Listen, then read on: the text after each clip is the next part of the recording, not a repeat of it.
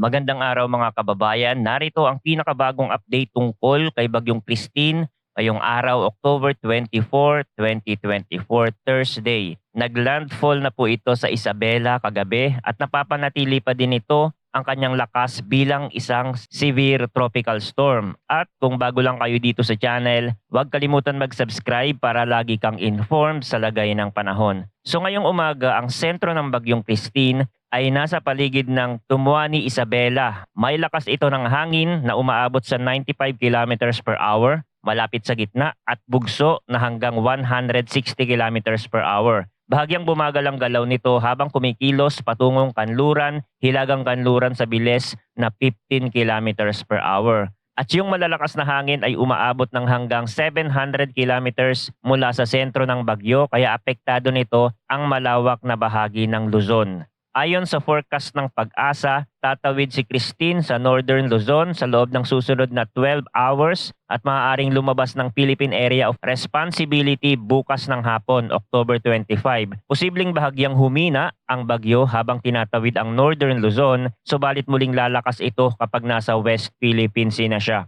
At meron bagong low pressure area na nabubuo sa labas ng Philippine Area of Responsibility. Mataas ang chance nito na maging isang tropical depression within the next 24 hours. Pwede itong pumasok sa PAR pero hindi ito inaasahan na magla-landfall sa atin kasi pataas ang direksyon niya. However, marami pang pwedeng magbago kaya patuloy natin itong imo-monitor. Nakataas na ang Tropical Cyclone Wind Signal number 3 sa mga susunod na lugar na nangangahulugang maaaring maranasan ang storm force winds na may bilis mula 89 to 117 kilometers per hour.